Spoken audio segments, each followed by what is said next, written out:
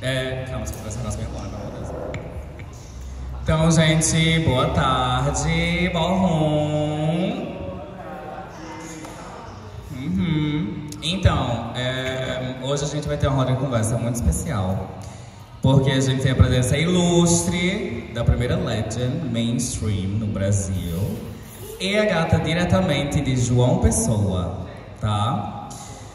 Legendary Mother, Bruna Revlon.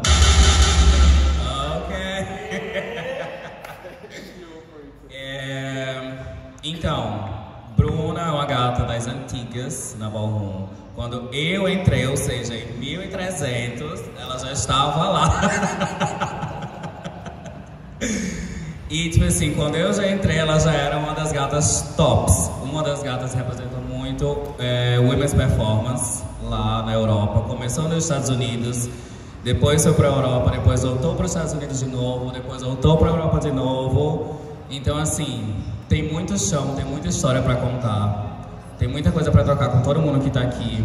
Então, espero que todo mundo tenha trazido também perguntas, queiram aprender mais, porque ela está aqui aberta para trocar com todo mundo.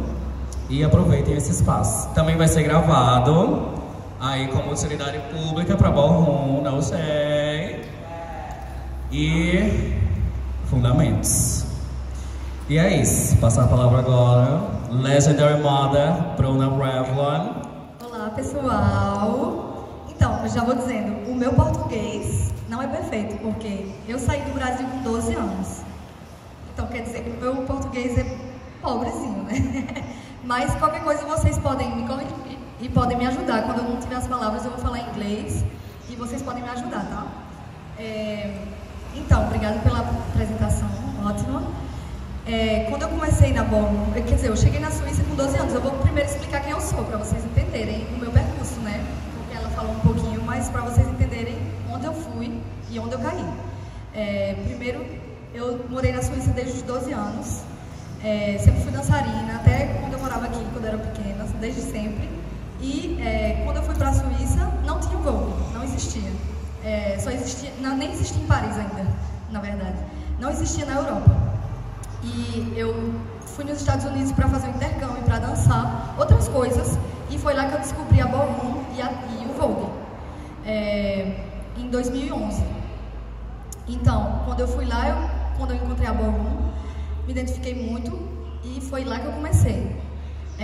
Depois, quando eu voltei para a Europa, que eu voltei um ano depois, foi lá que eu quis continuar o Vogue, tentar achar uma cena, e eu só achei a cena de Paris em 2013. Então eu fiquei me voltando dos Estados Unidos durante 2 anos. Comecei a caminhar nos Estados Unidos em 2012, que foi a Latex Ball, foi a minha primeira ball. Só queria ter os meus tênis mesmo, porque também essa ball é foda, né? E consegui, mas depois, quando eu voltei para a Europa, eu queria caminhar na Europa, porque também era caro. Ficar indo da Europa para os Estados Unidos também é caro. Então eu comecei em Paris em 2013. E como Paris é a cena fundadora da Europa, é a maior cena da Europa hoje em dia, e fora dos Estados Unidos é a maior cena, então eu comecei a caminhar muito lá. E foi lá que eu fiz a maioria do meu percurso da Ballroom. E depois eu comecei a trazer as gatas de Paris para tentar fundar essa cena na Suíça, que não existia. Que ainda é uma cena, a Suíça é bem lenta, e é uma cena que é bem lenta por vários motivos, que sejam demográficos, que sejam sociais, que sejam só do país, que é um país de cidades pequenas, é um país que as pessoas também, not everybody is openly queer. E na Europa, em geral, as pessoas que têm que entender é que a demografia da Europa, as pessoas que estão na Ballroom, não é como no Brasil, que no Brasil é muito diferente, é mais como nos Estados Unidos, nesse sentido, que são as pessoas pretas, são as pessoas LGBTQIA+, do Brasil que vem. Na Europa são as pessoas LGBTQIA+, mais as pessoas imigrantes. Quer dizer que até na minha identidade, eu fui entender quem eu era na Europa nessa época. Quando eu fui nos Estados Unidos e quando eu voltei para a Suíça. Por quê? Aqui eu sou considerada uma pessoa cis branca. Na Europa e nos Estados Unidos eu sou considerada uma pessoa latina. Quer dizer que já são duas coisas diferentes. Que você seja de aparência branca, que você seja de aparência preta, quando você é uma pessoa latina. que vai para a Europa, que vai para os Estados Unidos, quando eu morava no Brasil, eu pensava que eu era uma pessoa branca. Como é normal, né? No Brasil, a gente faz outras diferenças raciais que em outros países. E quando eu cheguei nos Estados Unidos, eles falaram, não, você é uma pessoa latina. Você é uma pessoa queer latina. É diferente. Então foi aí que eu entendi também essa outra parte de identidade. Até na Europa, quando você chega uma pessoa brasileira, se você seja brasileira, colombiana, africana, você é uma pessoa que vai ter outra identidade, assim, vai ser vista diferente. Entendeu? Então, por exemplo, se você pegar ballroom na Suíça ou na França, são pessoas bem diferentes. Por exemplo, na França, a maioria das pessoas são de origens africanas e africanas pretas ou africanas árabes. Entendeu? Você vai ter pessoas marroquinas, você vai ter pessoas algerianas, você vai ter pessoas também asiáticas, que as pessoas asiáticas também são POC, são color. Não na Ásia, mas na Europa e nos Estados Unidos são pessoas POC. Então você vai encontrar uma demografia bem diferente e vai bem diferente assim os interesses das pessoas pela ballroom e o jeito que essas pessoas vão sofrer preconceito na sociedade em cada um desses lugares, entendeu?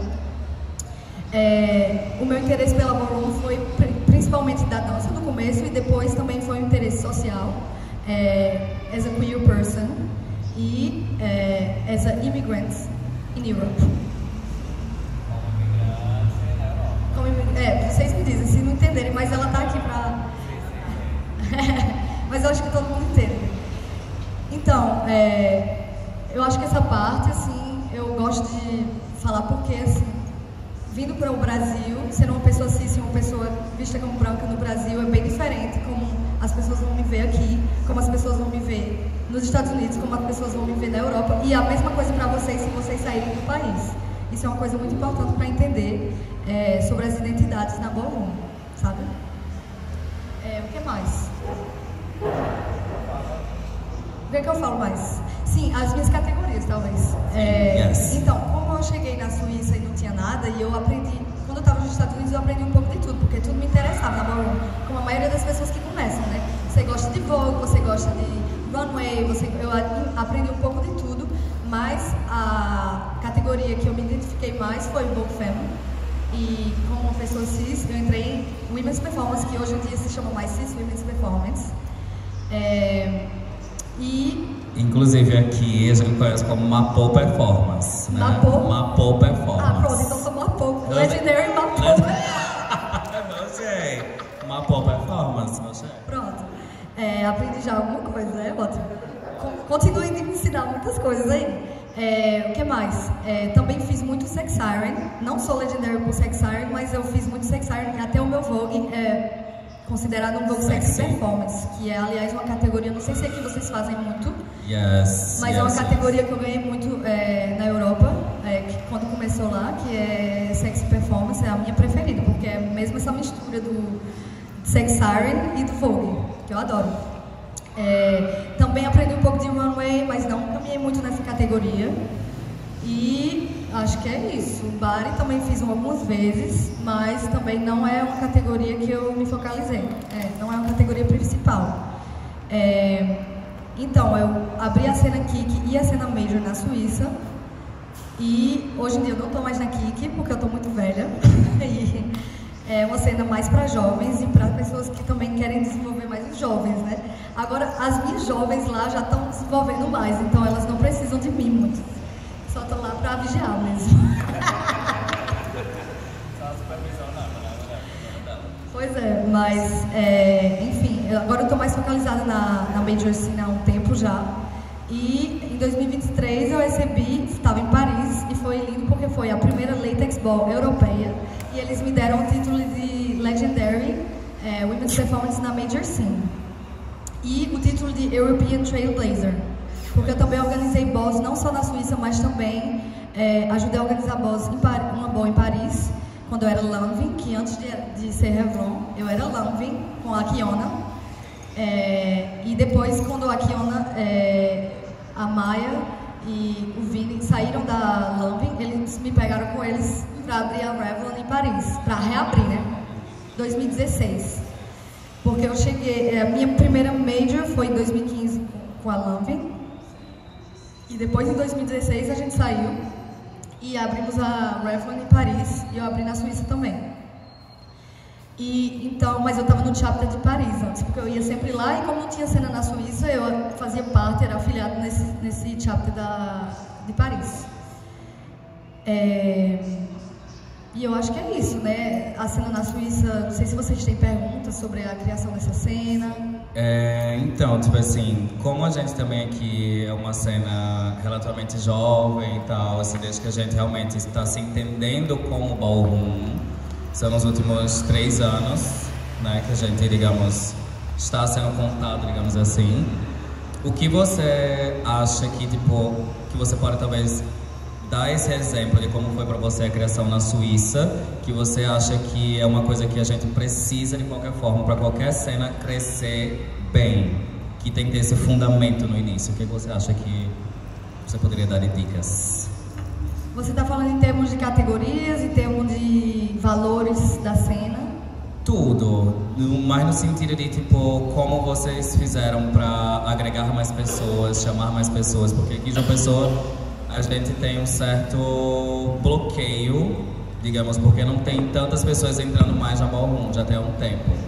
Vem algumas pessoas, mas aí depois saem, aí depois entra de novo, então, tipo assim, essa galera que você tá vendo aqui, tipo assim, é a galera que realmente é fixa, mas não é pra todo mundo que ficou dessa forma. Então, tipo assim, é mais assim, de como vocês fizeram pra, tipo, chamar, agregar e realmente deixar as pessoas crescerem dentro da ballroom lá. O que é muito importante, que eu já falei muitas vezes com as pessoas em Paris, porque eu vou pegar o exemplo de Paris, que é a maior cena da Europa. O que é importante é vocês criarem uma cena, não só ballroom, mas uma cena LGBTQIA+, cultural em João Pessoa e na Paraíba, assim, quer dizer, não só com functions, não só com oficinas, mas com festas. Porque, por exemplo, as primeiras functions que eu fiz, bom, eu tentei fazer um que eu vi que só as pessoas que conheciam vinham no começo, e a gente viu que não era assim que a gente ia chamar as pessoas, porque não é todo mundo que conhece. E naquela época que a gente começou a fazer isso, 2015, 2016, não era uma época que estava tudo na internet, ninguém estava vendo Vogue na internet, ninguém estava... Agora tem isso, né? Mas antes não tinha. O que é importante é vocês fazerem festas. Festas onde vocês vão dançar, onde vocês vão praticar o runway, onde vocês vão mostrar e divulgar a cultura, entendeu? Se tiver gente que é interessada, por exemplo, em organizar festas, é ótimo. Fazer umas baladas que talvez você coloca um DJ que vai tocar umas músicas ballroom, vocês vão colocar umas categorias na festa, assim, entendeu? Para o público ver. E vocês têm que estar lá também para divulgar, mostrando o que vocês fazem. Eu acho isso muito importante. E até em Paris tem uma festa que eu não sei se vocês conhecem, que é It's a Legendary Party, BBB, BBB Paris, que eu fui muito nessa festa, ótima essa balada, e lá é onde começou muitas coisas. Começaram muitas coisas lá, as pessoas se conheceram muito, a maioria das pessoas conheceram o Vogue nessa festa. Não foram pessoas que, estão indo ver um ball. Quando a pessoa não sabe o que é um ball, a pessoa não vai. A pessoa tem medo, a pessoa vai dizer, o que é isso? É uma festa? É um curso? É o quê? Então, é melhor essas pessoas verem a cultura da ballroom no espaço social. Nesse espaço social, eles vão vir, tu tá fazendo o quê? Tu tá dançando? E até nos Estados Unidos, antes de ir para uma ball, eu fui para uma Vogue Night. Que uma Vogue Night é uma festa, uma Vogue Night não é uma fama como uma ball. Night, e foi isso que eu fiz na Suíça no começo, e que isso veio atrair muitas pessoas. Você faz uma festa, a gente fazia a gente só colocava DJs, por exemplo, com ritmos afrodiaspóricos, sim. Por exemplo, Afro House, todos os estilos de música que gostam da Europa e que tem origens africanas. Eu também colocava DJ que até tocava funk. Eu colocava sempre DJs que se interessavam por ritmos que iam atrair esse tipo de pessoas. Isso é muito importante, primeiramente. Segundo, quando você pegar esse tipo de DJs, você pegar esse tipo de configuração com algumas categorias, é aí que as pessoas vão ver. Eu acho que é muito importante. Isso é o melhor jeito de divulgar a cultura e de atrair as pessoas sem falar, venham pra balls, porque as balls você só vai quando você conhece. E nem todo mundo também, tipo, quando vai nessa primeira ball, né, entende nada, né? Que é isso, é uma competição, a pessoa tá jogando, quebrando as costas no chão. Então, né, eu mesmo. E, por exemplo, quando nos Estados Unidos, da primeira vez que eu fiz uma aula de Vogue, foi com o Art. Eu cheguei numa escola de dança, eu fazia hip hop, não tinha nada a ver com o que eu fazia. E eu só tinha visto Vogue na internet, mas muito pouco. E eu vi Vogue, aí eu fui. Quando eu fui lá, tinha uma pessoa que... Muito engraçado, você nem sabe dessa história. A primeira pessoa que eu conheci da cena foi o Art, e a segunda foi Edwin Revlon, Legendary. Sim, o New Way, não sei se vocês conhecem, ele é ótimo. Sim, porque entra e sai o tempo todo. Mas ele foi ele tinha 16 anos. E quando eu conheci ele, ele estava só treinando lá, assim, na sala, atrás. E ele me disse, olha, tem uma festa hoje que se chama Vogue Nights, vem comigo. E foi aí que eu me apaixonei pela ballroom, que eu fui na escoelita, foi naquela cena bem... E quando eu cheguei lá, era uma festa, todo mundo bebendo, todo mundo dançando. E eu vinha para as gatas e falava, tu tá fazendo o quê? Mostra aí. Aí o povo só ficava assim, se mostrando os movimentos, fazendo runway. E depois de 2, 3 horas da manhã, todo mundo bebo já. Vamos fazer as categorias, Vogue, Sex Siren, tudo. Aí eu vi o que era uma house, e as pessoas veem assim, e como é num clima de festa, numa vibe de festa, é melhor ainda, porque as pessoas, sou cool, as pessoas aproveitam, e é uma vibe assim, que até vocês vão ver pessoas que não estão nem na ballroom, só estão assim, já beberam já tomaram então assim, eu quero fazer, eu quero desfilar. Eles não sabem, mas depois eles vão dizer, bom, então, vou querer aprender com ela, com ele, entendeu? Eu acho que isso é o melhor jeito para vocês de atrair mais pessoas. Sim, tá. E aí, gente, eu sou Dorothy, né, mãe da Casa da Baixa Costura, na Kiki, e mother da House of Lauren, na Main Street. E quando você estava falando, tipo, festa e tal, isso me lembra muito do início da cena daqui. Meio que eu vi todo mundo chegar na ballroom, eu vi as gatas transicionarem também dentro da ballroom. E a gente estava fazendo esse trabalho. E realmente, a cena cultural LGBT de João Pessoa e da Paraíba é muito forte. Só que a gente costuma até brincar entre a gente que existe o Novo Testamento e o Velho Testamento da ballroom Paraíba. Exato, amiga. Por quê? Porque antes a gente fazia esse movimento. Tipo assim, tinha a Kika, que é uma festa que ela organizava, onde era um encontro de pessoas dissidentes aqui em João Pessoa. E tinha, antes, amor, hoje, 2013, 12. Mas não era ballroom, mas a gente fazia as sonoridades de house e tal. E assim, underground da Paraíba. E também tinha a Casa das Perlutanas, que se aproximava um pouco da cultura ballroom, por ter esse sistema de house, e a gente se inspirar muito em Paris Burning, mas ver a ballroom ainda como aquela diáspora africana que estava lá na Europa, lá no norte global, mas que, tipo, era impossível isso aqui ter aqui, né? Daí foi em 2017, assim, que a gente começou a entender mais, e a cultura ballroom começou a se fortalecer no Brasil. Até perguntaram, assim, se a Casa da Baixa Costura a Casa das Perlutanas se transformou em Casa da Baixa Costura. E perguntaram se a Casa da Baixa Costura era uma casa de ballroom ou não, por eu ter colocado o nome casa. Pensando justamente assim, Brasil, demarcar território, e vários locais, acho que as pessoas vão colocar a sua cultura dentro desses espaços, né? E a gente vivia muito nesse lugar de festa, fazer festa, e acho que foi em 2019, quando a gente fez a BAL, 2020 na verdade, que foi a BAL que surgiu uma outra house aqui, que foi a Casa de Benvenuti, que foi a Gera Nua, a BAL que a gente organizou, que veio a Trailblazer Miranda pra cá, com o Legendary Léo. Foi uma BAL chiquérrima, foi uma BAL assim, com uma pessoa que tem título. Mas antes a gente fazia as movimentações tipo essa. Vamos beber, tá hora já pra categoria, e é face. Era runway, era estética, sabe? Tipo, era ser sexo, era ser corpo. E é o que a gente brincando, né? Só que eu percebi, né, e percebo que começou, com que as casas foram chegando, foi se criando uma comunidade, foi também se esvaziando, até o interesse em participar da cena e construir comunidade. Aí a minha pergunta vai mais para um lado do tipo assim, até que ponto, assim, a gente faz as festas e continua fazendo, Porque eu percebo assim que a gente tá num lugar, tipo Brasil, fazer festa demais. Aí eu fico pensando assim, até que ponto é um liberalismo demais, de só ballroom pode fazer, só ballroom fala de ballroom, só não sei o que. Só que tipo, na minha concepção, eu acho que as coisas têm que ser bem abertas. Acho que a gente tem que ser receptivo com todo mundo e abraçar as pessoas. E rola muito assim, acho que é liberalismo mesmo, o nome de quem pode e quem não pode fazer alguma coisa. Aí ouvindo de você falar, eu queria que você também falasse pra gente como que a gente pode lidar também com essas situações de comunidade, de talvez assim, como a gente consegue se resolver também em quesito de casas. Tipo, ninguém precisa ser amigo de ninguém, não sei. Ninguém precisa ter amigo de ninguém, mas a gente precisa viver a comunidade ballroom. E a gente não vive a comunidade ballroom se esvaziando a cena, sabe? Aí acho que é mais pra esse lado, assim, que eu quero que você fale, tipo, pensando cultura brasileira, que tipo, é totalmente diferente, talvez você não consiga nem responder isso. Como assim, tipo, aqui você seria uma boa performance, sabe? Tipo, que também tem um lance de realness, sabe? Tipo, a gente não trabalha, tá construindo identidade femme queen, mas a gente tem muita travesti aqui dentro, sabe? E a gente não trabalha ainda com essa travestilidade dentro da comunidade ballroom.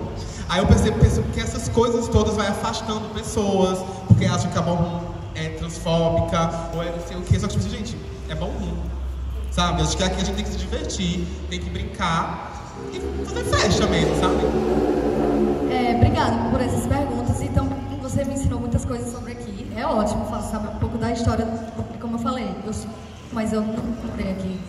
Morei pequeno. Desde que eu me entendo por gente, eu não moro aqui.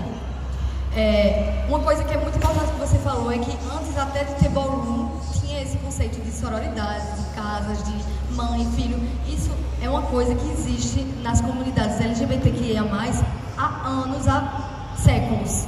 Isso existe desde sempre. E em cada comunidade, se você pegar a comunidade drag, também existem casas e também existem mães, filhas e essa transmissão, sabe, de knowledge, como é que se diz? Conhecimentos, pronto. Então, eu achei muito interessante você falar que já existiam casas e que teve um ponto que lhe falaram, mas a sua casa é ballroom, mas não é.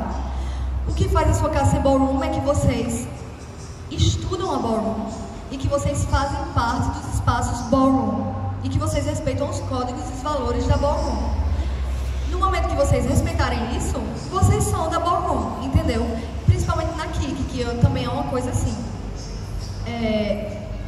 Do pouco que eu sei sobre a cena brasileira, eu sei que é uma cena muito diferente em termos de, por exemplo, Kiki Sim, dos títulos, até quem vira legend, essas coisas no Brasil é bem diferente. Por exemplo, na Europa, eles respeitam muito essa parte dos Estados Unidos, sabe? Na Kiki menos, na Kiki agora, assim que Quanto a isso, agora já melhorou. Vamos de festas. Não, porque assim, agora a gente já tem novas icons e agora realmente as coisas vão ser tipo, como padronizadas dos Estados Unidos, não eram mais tipo, trailblazers que davam apenas os títulos. Agora temos aí 11 icons no Brasil,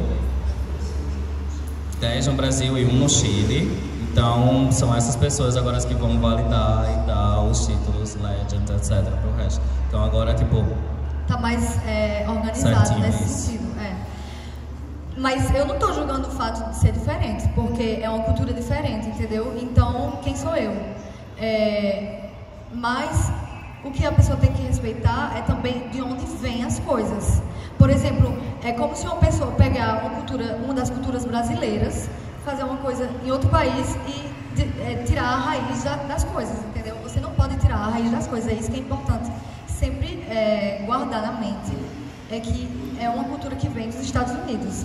E isso é uma coisa que eu gosto muito na Europa e que eu também tentei estabelecer muito na Suíça, porque eu me inspiro muito na cultura francesa da ballroom, que é essa parte de, assim, respeitar a ancestralidade de outras pessoas que estão nos Estados Unidos, que estão em Paris e que são trailblazers de Paris, que são legends de Paris, que são...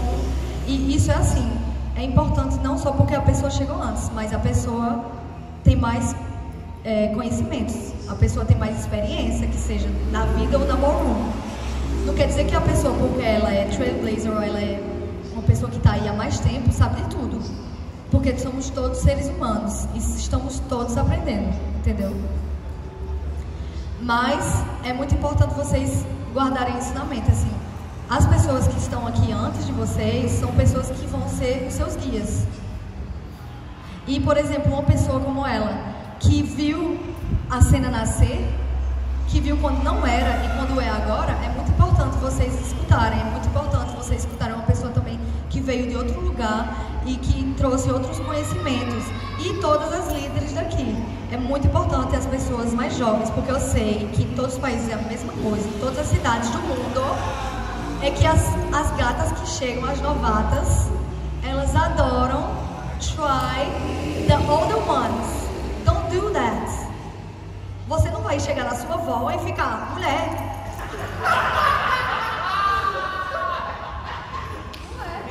Você chega na sua avó, você faz o quê? A benção, vovó. Você chega na sua mãe, oi mãinha. Você não chega na sua avó e fica, mulher, vai, vamos se jogar aí. Isso não existe.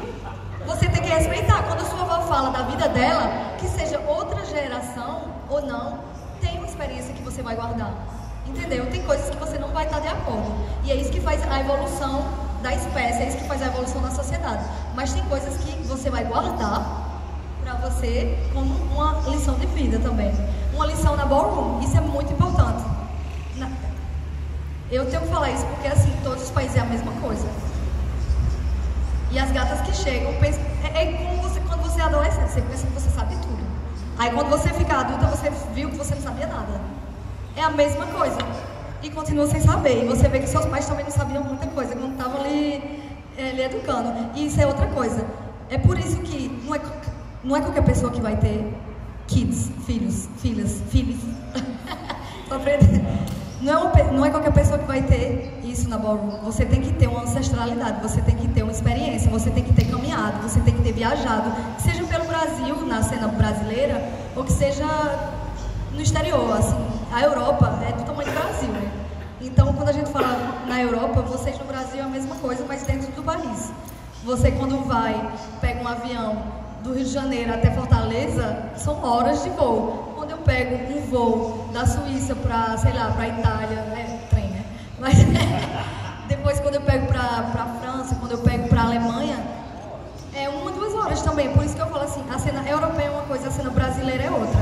E isso o mundo inteiro está entendendo agora, porque também o Brasil foi criticado, assim. O Brasil foi criticado no começo, quando as pessoas do exterior vinham e que viam que tinham muitas coisas diferentes. Mas agora, tem várias pessoas brasileiras na Europa também. Tem uma trailblazer na Suíça, aliás, que se chama Ivy, e que ela é trailblazer da parte alemã da Suíça, sabe? Eu cheguei na parte francesa e eu fui a primeira trailblazer da Suíça. Eu e uma pessoa que se chama Renzi, que era La Beija, que é Open Coming Legend na Major também. E a gente chegou ao mesmo tempo.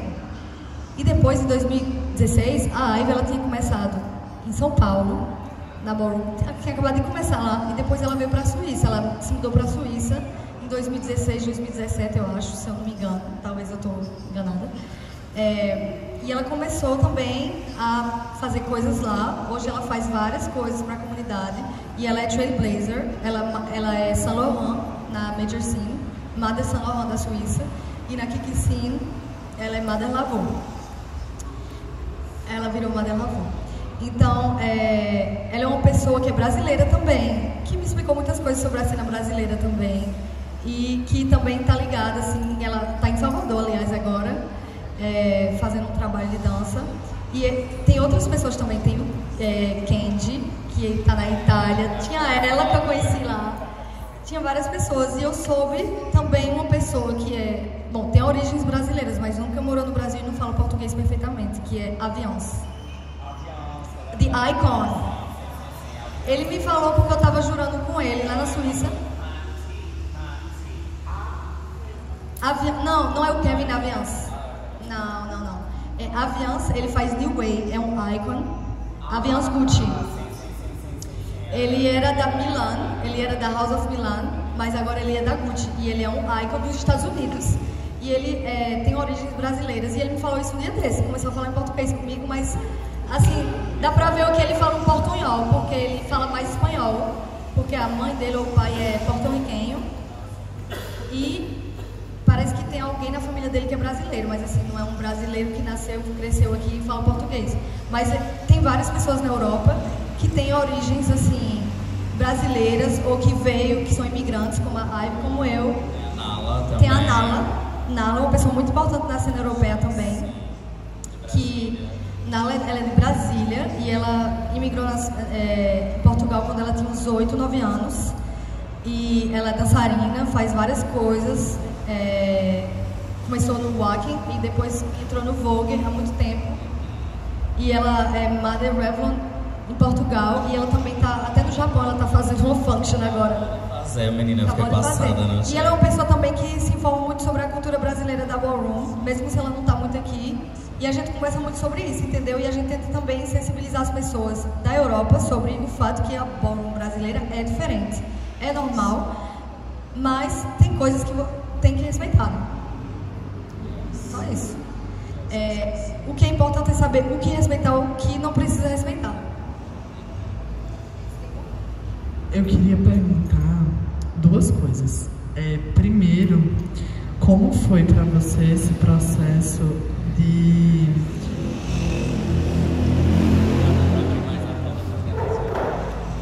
Como foi esse processo de você ser filha da Revlon em Paris e você virar model da Suíça?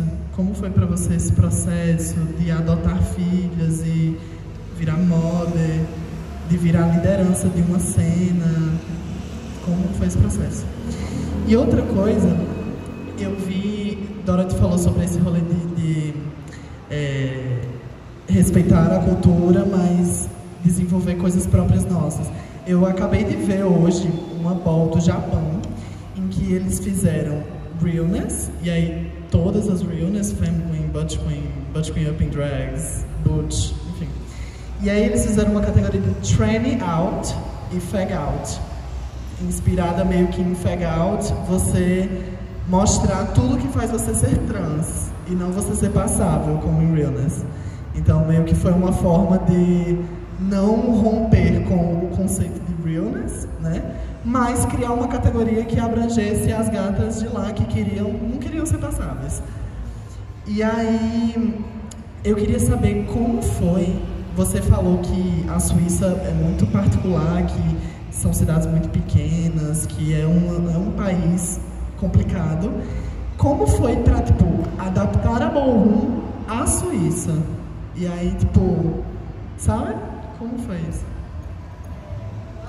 Responder a primeira pergunta. Então, todo esse processo de liderança não foi um processo que eu procurei, foi um processo que veio a mim. E isso é um processo, eu acho que o processo de liderança nunca deve ser para ninguém alguma coisa que você vai procurar, é uma coisa que vem a você. Se as pessoas me consideram como mother, me chamavam mother muito antes de eu ter o título, entendeu?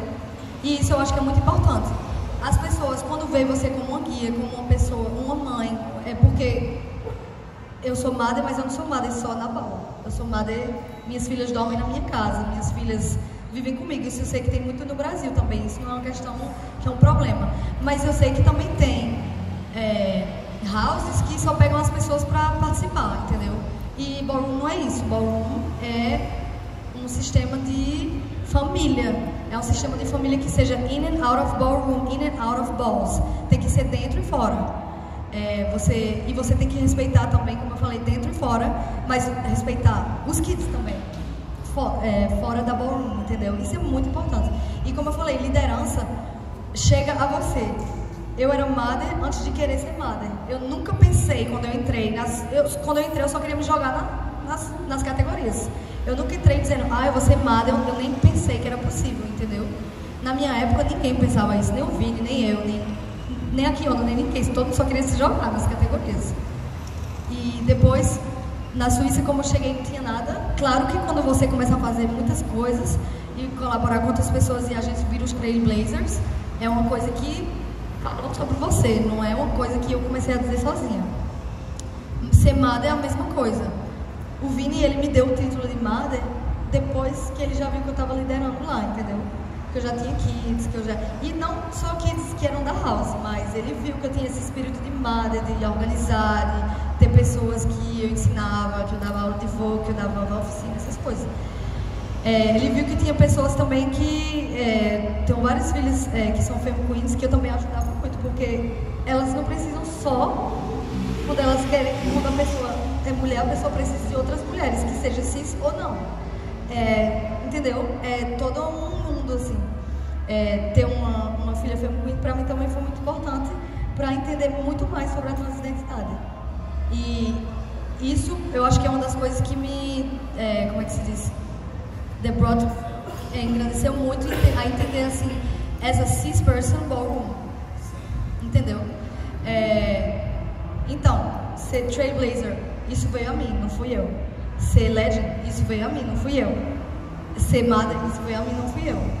Então, isso eu acho que esse é o recado.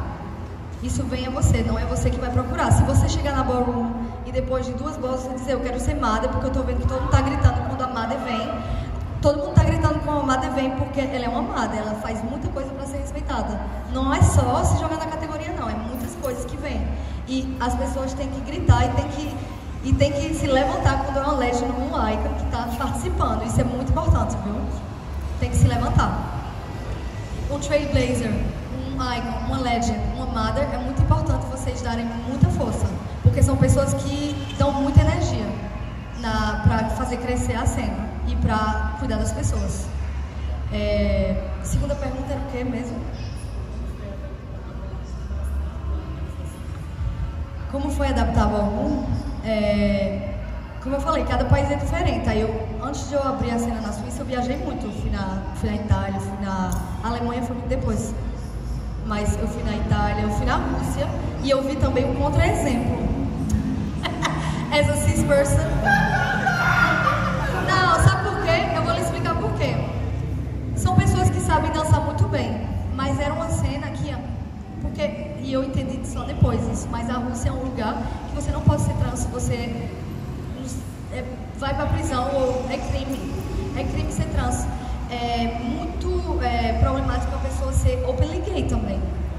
A pessoa ser openly queer em geral lá é muito difícil.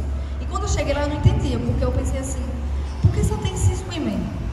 Não tem nem categoria realness, não tem nada. Era só Vogue Femme e só tinha Women's Performance. Era Vogue Femme. Aí tinha as 2 boot queens que estavam lá entra e o resto é só cis. E eu vi isso e eu assim, quando eu tinha visto isso, a cena na Suíça não existia ainda, eu pensei assim, não é isso que a gente quer. Então a gente foi e também lá, como só tem muito poucas pessoas assim, people of color, African descent, esse tipo de pessoas, era uma cena branca e cis. Então eu falei contra-exemplo por isso, porque assim, a raiz da ballroom não estava lá. Então quando na Suíça a gente começou a fazer, a gente pensou assim, então a gente tem que procurar pessoas que são interessadas e que são interessantes para essa cena. Então isso foi a primeira coisa. E como eu falei, são cidades pequenas lá.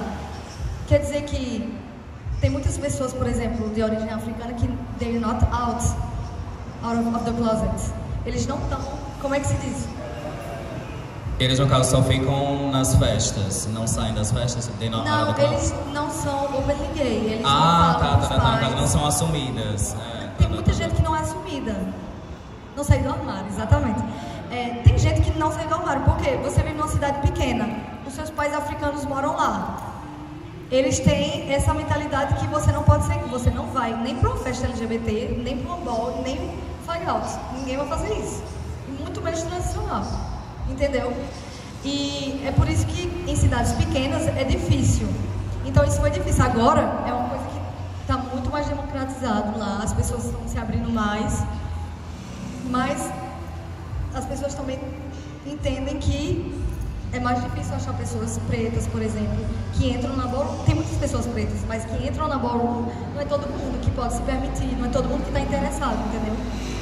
Isso é uma coisa que é mais difícil, mas a gente tentou achar justamente, como eu falei, fazendo essas festas que eram afrodescendentes, com algum tipo de música afrodiaspóricos, e isso atingiu mais esse público. No termo de realness, aí é mais fácil, porque como tem muitas pessoas que na vida, assim, como se diz, everyday life, no dia a dia do corre-corre, essas pessoas têm que ser real. Por exemplo, minhas filhas que são femme queens, a maioria, elas têm que fazer todas as cirurgias. Elas não têm, mas elas pensam. Elas pensam e elas sentem essa pressão social de fazer as cirurgias. De ter esse realness que é o máximo para elas. Por quê? Porque elas querem atingir possibilidades que elas não podem atingir se elas forem openly trans, openly, entendeu? Então, isso, o realness na Suíça é mais fácil por causa disso.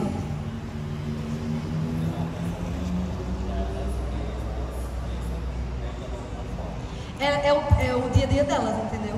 Então, elas vão ser real because they have to. Elas têm que ser assim. Pra elas. Não sou eu que estou dizendo, são elas que estão dizendo. Eu tenho até filhas que falaram assim: eu não queria fazer essas cirurgias todas, mas eu tenho a impressão que eu vou viver melhor porque eu não vou. I'm not gonna be clocked every minute. Como é que eu posso dizer isso? As gatas não vão catar que você é trans. Elas têm essa ansiedade muito, porque elas têm a disforia e tipo aquela coisa de você sair na rua e tipo assim, você achar que tá todo mundo olhando porque você é trans. Então elas não querem isso, elas querem ser aquela coisa que isso também volta muito para as femme queens back in the days. Que são as femme queens que tipo assim, elas estavam transicionando para serem mapo. Tipo, é que vocês veem, tipo assim, as femme queens, as icons de hoje em dia, todas essas gatas, elas falam, não, gente, eu sou mulher. Tipo assim, eu não sou mulher trans. Entendeu? Tem essa diferença. Então isso também acredito que seja muito do pensamento delas, né? Outra coisa em falar dessas palavras assim, eu não sei como vocês veem assim no Brasil, mas até na Europa e nos Estados Unidos, ser uma mulher trans não é ser uma femme queen. São duas coisas diferentes. Sim. Yes. Vocês estão trabalhando nisso agora? Com certeza.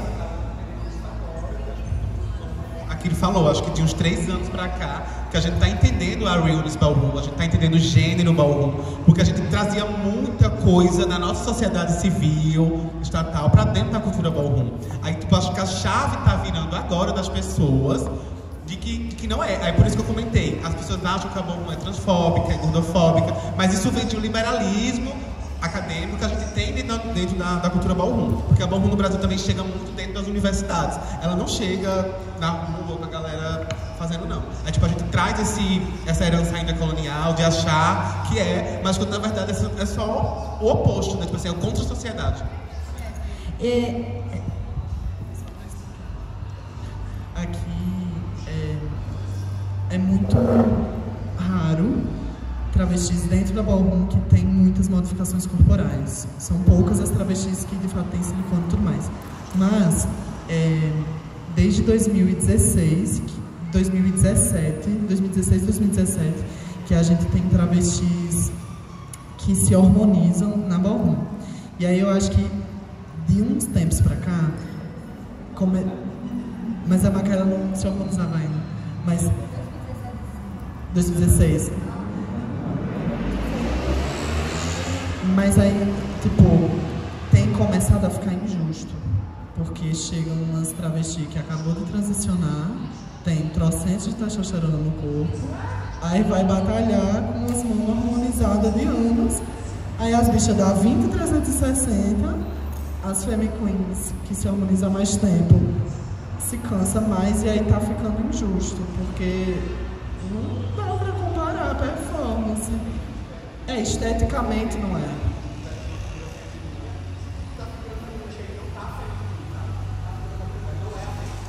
Exato. Aí tá começando a se discutir mais agora. Exatamente isso que eu queria falar quando eu falava que uma mulher trans, uma travesti, não é necessariamente uma femme queen. Femme queen é um termo ballroom. Até uma pessoa que não é da ballroom, uma mulher trans que não é da ballroom, não pode utilizar o termo femme queen. E isso as femme queens dos Estados Unidos já deixaram muito claro isso. Entendeu? As mais velhas, assim.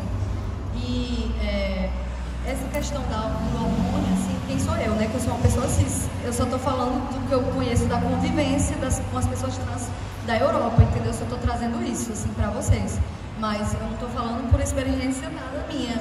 Eu deixo isso bem claro, porque eu gosto de ficar no meu lugar, entendeu? Eu só tô trazendo, assim, relatos.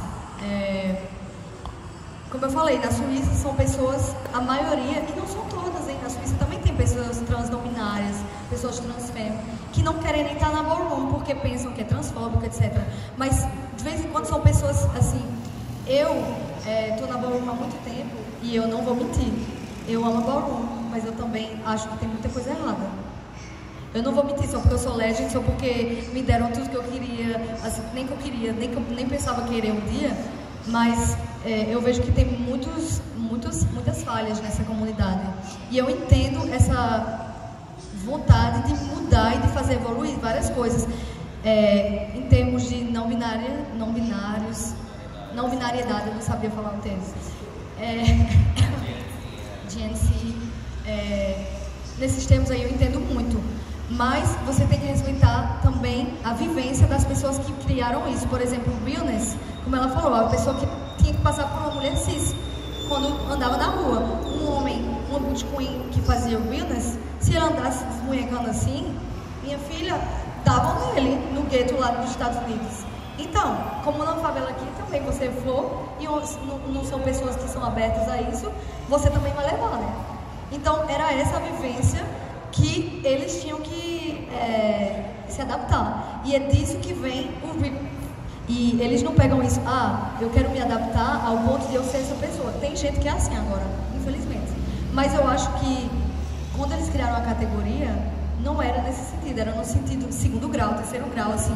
Era, a gente vai fingir que é porque a gente pode fazer os dois e esse povo que é besta. Entendeu? E eu acho que é isso o realness. É isso o realness. Se você também pode ter esse orgulho de poder saber fazer os dois.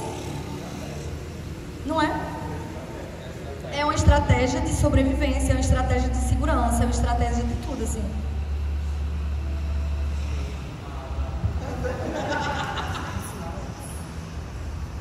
Olha, então, meu nome é Santiago, minha pergunta é o seguinte: como você passou por muitas casas, já teve muitos ciclos de abertura, de fechamento, de casas, de cena em outros países, enfim, no geral, na sua carreira, eu queria perguntar quais são os danos que inevitavelmente vão acontecer e que geralmente acontece, como a gente pode passar por essas coisas de forma mais sáfica, mais leve, mais... que consiga fechar de uma forma positiva. E o mais importante, quais são os indicativos que a gente consegue olhar para a nossa cena e ver que a gente está no caminho bom, sabe? Quais são as coisas que mostram que a gente está prosperando? Eu queria só emendar uma pergunta que eu acho que você vai responder, conseguir responder bem com essa também. Tipo, você estava falando muito sobre o seu lugar como mulher cis na cena e, tipo, como você percebeu o seu espaço para não parecer desrespeitosa, invasiva, e saber com quem que você poderia trocar, quem que estaria aberto também a ter você como parte de construção. Essa pergunta, eu acho que é outra, né? Eu vou responder primeiro a essa. Então, isso que eu acho muito importante, assim, é uma pergunta muito boa. Faz parte da vida, começos e términos. Isso faz parte da vida. Ciclos, né? É uma coisa muito importante vocês não fecharem, vocês tentarem guardar um entendimento entre vocês. Isso é uma coisa que faz parte da vida. Vai ter briga, vai ter coisas que não vão dar certo. Vocês só tem que pensar mais na cena do que em vocês. A cena é maior do que vocês e maior do que uma pessoa. E o ego de cada um, entendeu? O ego de cada um não é... O ego é importante para a vida, nos protege. Mas o ego não é o mais importante. Você tem que pensar na cena. Eu já tive briga com pessoas também na Suíça. Isso é óbvio. Você vai ter brigas até com seus filhos. É normal. Mas você tem que pensar na cena. Principalmente na cena, entendeu? E outra coisa. Que sejam vocês ou as pessoas que vocês vão guiar na cena. Uma coisa muito importante é passar os valores mesmo da cena, que são os valores da arte, os valores sociais, os valores de família. Na parte da competição, são os valores de fair play, que eu não sei como é que se diz em... Jogo limpo. Jogo limpo.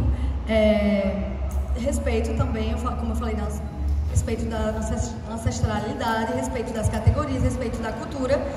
E o que eu acho muito importante é vocês... Como é que eu posso dizer isso? são os valores da vida, né? São os valores da vida. Uma pessoa ruim vai ser ruim na ballroom e na vida.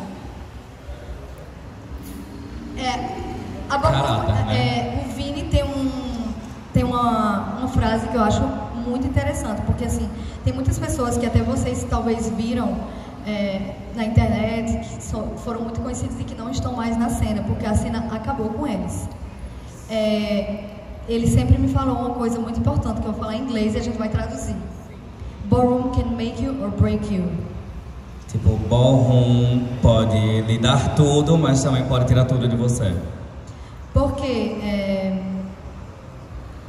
você pode vir com más intenções, você pode vir com intenções de curar seus traumas, mas a ballroom também vai lhe dar traumas. Como a ballroom is not a safe space. Isso é uma coisa que o povo tem que parar de falar também.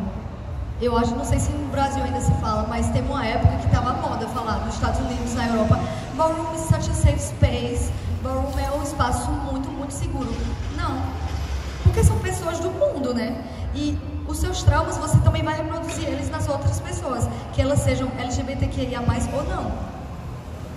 Os seus traumas, a sua, por exemplo, a sua transfobia, homofobia internalizada, você também vai colocar nas outras pessoas. Então é muito importante a gente se curar junto. A gente não vai se traumatizar mais, a gente vai se curar junto. Entendeu? É isso o mais importante. Se você ficar nessa de eu quero ser isso, eu quero ser aquilo, eu quero que me respeitem por isso, eu quero que me respeitem por aquilo, faça o trabalho que você vai ser respeitado pelo seu trabalho. E as pessoas que vão falar de você sempre vai ter. Porque até hoje tem gente que fala de mim, principalmente porque eu sou uma mulher cis. Aí eu chego na sua pergunta. Isso eu sei e eu aceito. Porque não fui eu que criei a ballroom e não foi as mulheres cis que criaram a ballroom. Mas uma coisa que muitas pessoas não sabem sobre a ballroom é que mulheres cis sempre fizeram parte da ballroom. Mulheres cis sempre ajudaram, e que elas sejam queer or not, elas sempre ajudaram. Quem foi que ajudou? Todas as pessoas trans e as pessoas gays naquela epidemia da AIDS foram as mulheres cis, que eram as únicas que queriam tocar nessas pessoas, entendeu? Que não tinham medo de vir curar, de vir ajudar. As mulheres cis são pessoas que são importantes, mas elas têm, como pessoas cis, que a gente só tem que ver os privilégios da gente e se colocar no nosso lugar. Hoje em dia, os trabalhos, por exemplo, que eu posso ter, ou que eu tinha antes de fazer show, essas coisas, não são mais eu que pego. Eu tenho um trabalho, eu sou professora na Suíça, professora de inglês, história, geografia. E eu tenho meu trabalho, eu também dou aula de dança, organizo eventos, esse é o meu corre-corre lá. Mas eu não preciso mais desses shows, eu não sou mais estudante da universidade, eu não preciso mais desses shows todos, e eu já divulguei a cultura do jeito que eu podia. Agora tem Femme Queens, tem Butch Queens, tem Black People, porque eu vou pegar todos os trabalhos dessas pessoas, entendeu? Eu vou colocar essas pessoas na frente da cena. É por isso que pra mim, assim, é importante as pessoas cis, principalmente mulheres cis, que não são pretas, como eu, que tem que pensar nesse tipo de coisa. Vai ter muita mulher branca cis, muita latina cis, mulher preta cis, que não vai ter esse tipo de mentalidade. Mas isso eu aprendi com as Femme Queens. Entendeu? E isso foi coisas que eu aprendi, eu não cheguei assim. Eu fiz sociologia na universidade também, me ajudou, hein? Mas isso é só teoria. Na prática é a vida com as pessoas queer que me ajudaram a ter essa mentalidade hoje, e minhas filhas me ensinaram muito. Então até as pessoas que são líderes aprendam com seus filhos. Entendeu? Mais alguma pergunta, gente? Alguém mais tem alguma pergunta? Então, acho que é isso. A senhora tem mais alguma coisa para adicionar? Não, então, só para finalizar aqui, o que a senhora espera da cena daqui? Sendo, né, uma cena relativamente jovem, etc., e também sendo uma cena do seu lugar natal, de onde você nasceu, o que você enxerga assim, tanto para agora e que você prospera para o futuro? Eu só quero dizer que eu não sei também o termo em português, mas para mim esse momento e o que vai acontecer depois também na jogação aí é um full circle moment para mim. Eu não sei se você sabe o que é. Mas é como se eu fechasse o ciclo. Porque... É um ciclo inteiro, é como se tipo, ela tivesse feito várias coisas e agora estivesse voltando pro lugar de início. E pra mim é muito emocionante, sabe? Não vou chorar não, mas é muito emocionante assim, a cena paraibana, porque assim, eu venho quase todo ano de férias pra ver minha família, pra curtir, porque eu adoro João Pessoa, pra mim é um dos melhores lugares do mundo. E as pessoas que me seguem sabem que eu viajo muito, mas João Pessoa, as praias daqui, as pessoas daqui, o calor humano daqui, a cultura paraibana é uma coisa que eu adoro. E mesmo se eu não tenho muita possibilidade aqui de vivenciar isso com vocês, mas eu tô achando ótimo ter um ballroom aqui. Várias vezes quando eu vinha, eu perguntava às pessoas assim do Rio, mas tem cena na Paraíba? Todo mundo dizia, não sei, não conheço. E hoje em dia que eu sei que tem, eu acho ótimo e eu acho que é uma coisa que vai ajudar muitas pessoas queer aqui, muitas pessoas LGBTQIA+, aqui. Eu estou disposta a ajudar. Vocês podem sempre me enviar uma mensagem no Instagram. Sempre que tiverem uma pergunta, que tiverem uma questão, quando eu voltar, eu vou avisar vocês. Se ela estiver aqui ainda, eu aviso. Se não, eu posso avisar a todos vocês. Para curtir com vocês, para ajudar. Para fazer outra conversa dessa, para fazer outras coisas, o que vocês quiserem. Para mim é muito importante, porque eu adoro esse lugar, eu adoro as pessoas daqui, e eu não conheço vocês, mas eu acho lindo, assim, que isso aconteça aqui, tá? E para mim, justamente, eu cheguei agora, eu tive que sair e ser legend no mundo inteiro para chegar aqui e dizer, oi, tudo bem? Meu nome é Bruna. Então, olha, hoje eu tô muito, como é que se diz? I'm so excited. Tô muito animada pra ver vocês se jogarem nas categorias.